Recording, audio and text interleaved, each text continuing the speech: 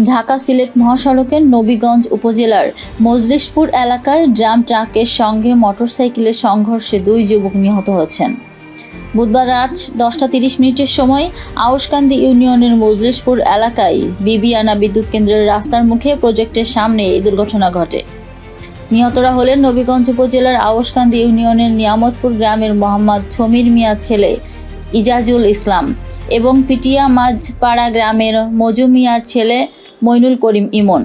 Police জানায়, রাতে ওসমানীনগরের গোয়ালা বাজার থেকে বাড়ি ফেরার পথে মজলিশপুর এলাকায় পৌঁছালে মহাসড়ক থেকে হঠাৎ একটি ড্রাম ট্রাক বিবিআনা বিদ্যুৎ কেন্দ্রের রাস্তার মোড় নেওয়ার চেষ্টা করে। এ সময় মোটরসাইকেলটি ট্রাকের সঙ্গে সজোরে সংঘর্ষে জড়ায়। এতে মোটরসাইকেলটি দুমড়ে মুচড়ে যায় এবং ঘটনাস্থলেই ইজাজুল ও ইমন প্রাণ হারায়।